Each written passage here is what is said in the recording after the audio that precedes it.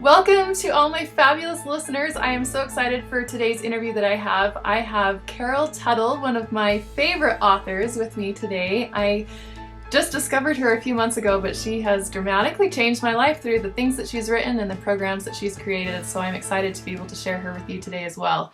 I have already blogged about my experience with the Addressing Your Truth program, which I absolutely love, and I'm excited that so many of you have been able to join that program as well.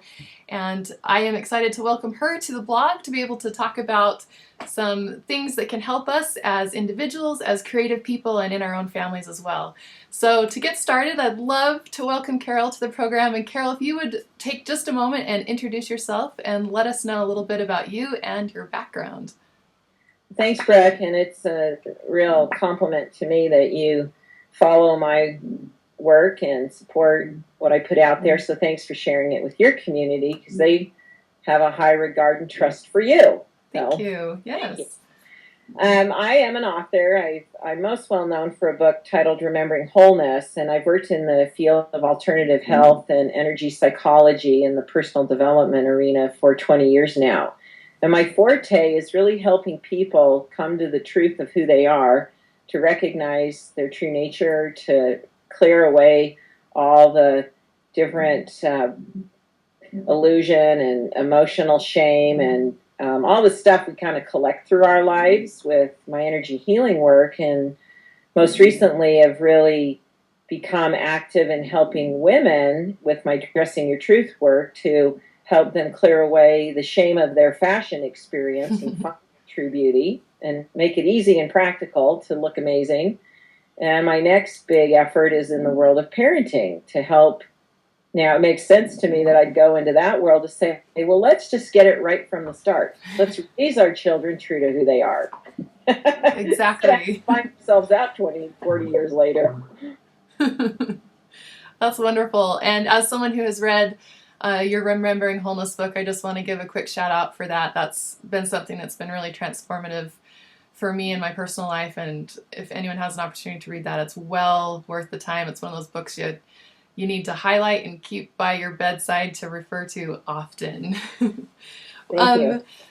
One of the things that I love to think about, especially as I'm a creative artist, I'm a musician, I'm a photographer and a teacher, and I work with a lot of people who are creative individuals.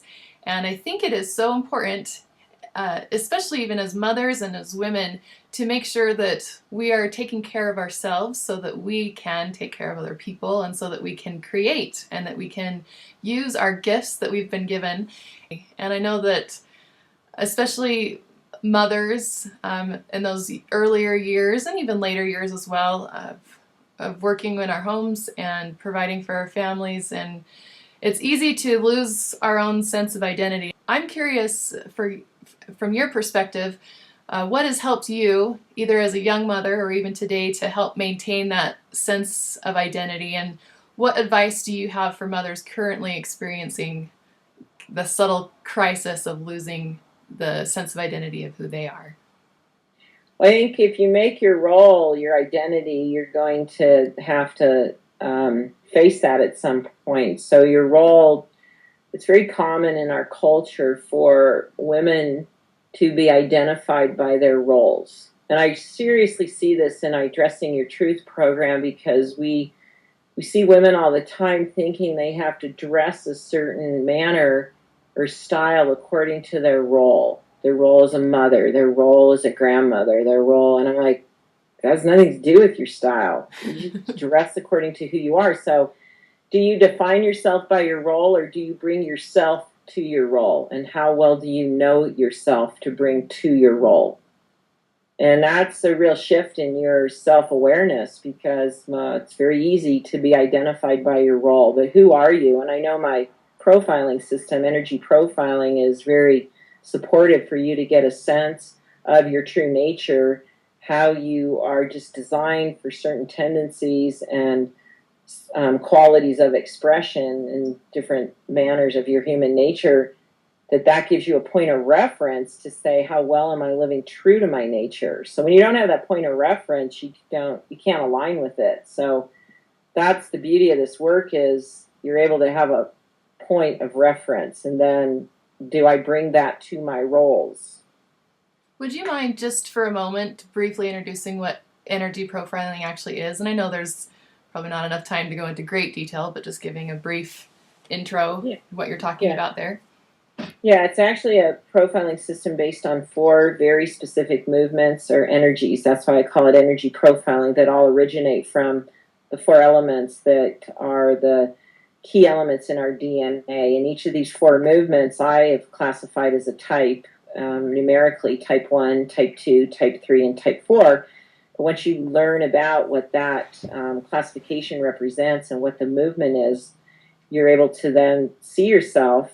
Adults actually can get a little bit misguided because they've acquired attributes that aren't true to their nature because they weren't parented true to their nature. And so children are very easy to profile when you understand this is a movement that you're assessing. So type 1, the movement is upward and light. It's buoyant, random. It disconnects and connects.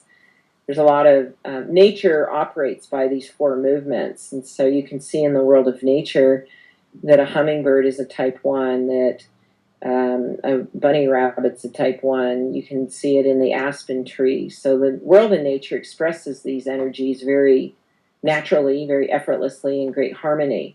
Then type 2 is a subtle, soft movement. It's fluid and flowing. It's relaxed, connected, methodical. It's gentle. The Mississippi River is a type 2 movement, a willow tree.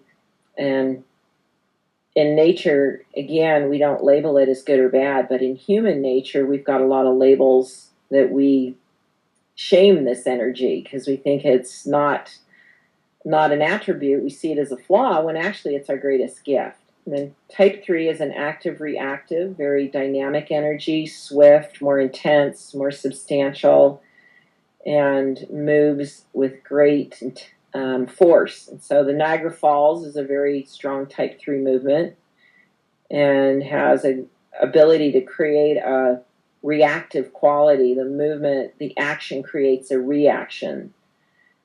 And then type 4 is a bold, structured, more reflective, balanced. It has a quality of high contrast, linear, straightforward. And in nature, it would be like a still reflecting pool that mirrors an image of anything around it in a landscape, or it just has a quality of precision and exactness to it. So it has great stability. And these are all movements that we lead in one of the 4. We have a dominant energy, and when we understand this about ourselves, we can identify with to what degree were we raised true to it, or were we raised to contradict it? And to whatever degree we contradict it is the degree of self-induced suffering we're still living in. And kind of a rejection of ourselves, trying to be someone we're not, which then perpetuates disease, depression, weight.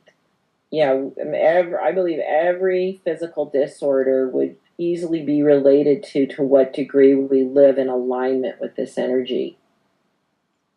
Wow. We all have one. You're a type 4. You've got a keen eye. That makes you a great photographer. Mm-hmm. Your eye is like a lens. You see the world and see how to capture it. That's many great photographers are type 4s because of that ability to have a keen eye and to see what you want. It's like being able to see the bigger picture and then reduce it down to something you want to capture very specifically, very precisely. And you're able to do that very quickly. I know as you've introduced all of these different types, I love how you've related that to nature, and that was something that I really appreciated in learning about the different energy types, was that it's very scientific based, and it's something that can be found everywhere in the world around us, and so it seems so natural to be able to find it in human life too, not just in other living things. Yeah. And well, and I always say I didn't create it. I just created the system that captures and that makes sense of it. It was there before I came along. I just created I give people the ability to interpret it. It's right. Like a language to me. The energy is like a language. I teach people how to read it. And it's been a great language. I know for me and a lot of the things that we've been talking about, it's really helped me to know who I am, to have that sense of identity, to not just get tied up in the different roles that I have, like you mentioned earlier, but to have a true sense of who is Brooke Snow and what makes me unique. And one of the greatest things I love about how you present this material is the language that you use. In each type, you present it with the words natural gifts. And that to me was dramatically life-altering, to be able to see characteristics of myself as gifts instead of flaws, and characteristics of other people in my family and other important relationships in my life as gifts instead of flaws. And I think that one paradigm is one of the things that makes this program so powerful. So thank you for using that language in your presentation of the material. People will come to me and say, or I'll hear people say, well, you say that type 4s are anal. And I say, no, I didn't. Never in every case, even in the book. It was interesting in how I have three books now that present this information with a different focus. And in each case, I've never used a negative. I've been very, very mindful of that, to never present something as a negative label, but to identify the potential for that and how culture has created that label. I will I'm going to give voice and recognition of that we do it to each other, we do it to ourselves. But it's all just movement. If you take off the labels, that's why seeing it through that reference to the nature kingdom, we don't go to Niagara Falls and say, you're too pushy. You just gotta settle down, calm down, you're too much. We embrace the beauty of it and the power of it and the force of it. But in a type 3 child or a type 3 person, we suddenly think the energy is too much, so in every type there is that reference to, that's a flaw in you, you've got to change that, when it's completely connected to it being a gift. You cannot separate that. It's movement. The same movement that creates the gift is being perceived as a weakness. And it's not. And I love the fact that when people learn this, they can start to consciously manage their energy so it's expressed in a way that it's respected and honored, and it's a gift to the world. Absolutely. And I think this is actually a great segue for you to talk a little bit about your new book that you have just released. And before you do that, I just want to give my own testimonial to everybody here that Carol's book, The Child Whisperer, is out this week, and it is fantastic. The best parenting book I have ever read. And I have to say that I learned so much about my own child, but I learned so much about myself. And I had already learned a lot about myself through the other books that Carol's written and also the Dressing Your Truth program. But this particular book, even though it was written kind of in the point of view of a child, was transformative in helping me understand myself. And I've shared it with several family members, including my mom, who's in her 50s, and she was just enthralled by it, even though she doesn't have young children in the home anymore. But I think what a breakthrough book this is, to really be able to change a lot of lives, no matter your age, no matter if you're even a parent. I think it's a really valuable resource, and it really introduces in more depth than I've ever seen all of these different energy types that are existing in the world. So I'll turn the time over to you, Carol, for a minute to tell us a little bit about it. I do think it's the best parenting book available because it's unique. No other book. What we're kind of one of our marketing lines that we're using is, and I start the book out with this idea that parents say they wish their children would come with a handbook. And I then teach in the book, and The Child Whisperer, that's the title of the book, The Child Whisperer, that children do come with a handbook. They are the handbook. Each child's their own handbook. You just haven't known how to read them and all the clues they're giving you. So what I've done is I've taken the model of energy profiling and applied it to how to see this in children and how it expresses, and how this is a daily operation as their natural expression in their lives through birth to age 18. And so the concept of becoming a child whisperer is you can naturally, effortlessly, intuitively be given the inspiration you need to know how to parent your child so effectively that you have a balanced, happy, cooperative child that honestly reduces the need for discipline by a huge, huge measure. Mm-hmm. Based on learning their profile. When you learn what type they are, and that's what I teach you in the book, how to see this in your children, then I have many, many suggestions for parenting approaches based on their energy that have a very high success rate for helping your child to be motivated and to be engaged in living very true to themselves, being cooperative, and creating a lot more harmony and love in the family. And it works. It and does. I would take any parent, this is my type 3 talking, it's like, try it, try me and try this. Mm-hmm. I guarantee it will bring results that you're looking for. And parents, you're the era of parent, you're in the generation of the current parent. What I love about the parents of today, because obviously I'm not in the role of raising children. My children are grown. They're starting their families. So I'm the veteran parent that says, I've learned a lot in these 31 years I've been a parent, and I'm bringing forth my best information with the best tools that have ever been that I've been able to resource and apply to my own parenting experience. And I'm able to now share that with the parent of today that has children at home. What I love about your generation is you're very conscious. You're not willing to play the old model of parenting, which is hierarchical, which is, we'll just do what I say because I'm the parent. Mm. To operate in a fear and shame-based, guilt-ridden parenting approach, which I come from that era. No fault to my parents. That was just the culture of parenting at the time. Is parents knew best. You just do what your parents tell you to do. You don't consider the child. And your generation of parents, you want to consider your children. And yet there's not been a good system to help you even implement that. And so the child whisperer gives you that point of reference. This is who your child is. This is how you approach that. And then you become your own child whisperer.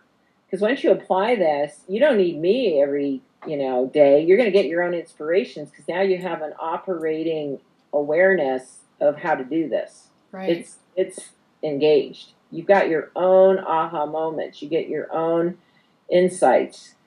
You get to a point where you don't need me. People stay in our community just because they like to be a part of a community of people that are all embracing this. I love the fact that whatever I do, I graduate people from needing me. You become your own child whisperer. That's my goal with this book. I'm going to teach you to do what I do. And I'm going to help you do it with your own children. And it's awesome. I've had mothers say, I'm really excited for the next issue that comes up just so I can apply this. Like, oh, there's a problem. Good. Okay. What to do, I'm sure of it. That's excellent. Well, I'm so grateful that you've been able to chat today, and I am just thrilled for this book. And I can even tell you that it's improved my marriage. It's not just parenting, but even understanding my husband better from reading his type and reading my type, and it's just been amazing that way. And so there's a lot of different facets that you can benefit from reading this material. I appreciate that, and I appreciate you having me on the week that the book is officially being launched. And for what we've done, we've wanted people to have one of our goals, and I love this book, and I know it has a mission. This book, actually, I can feel it in the book. I'm like, wow, this book knows it's got a job to do, and the book itself is like raring to go. It's just like, get me out there. So what we've set up the first week between October 23rd and 30th is, if you go to thechildwhisperer.com, you'll see that we're giving away several bonuses. That's a nice package of support materials that complement the book, that if you purchase the book on Amazon and then we give you the instructions of where to email that receipt, you'll be given access to all these bonuses. And the reason one of the reasons we're doing that, we want the book to gain immediate credibility, and our goal is to reach the #1 ranking on Amazon.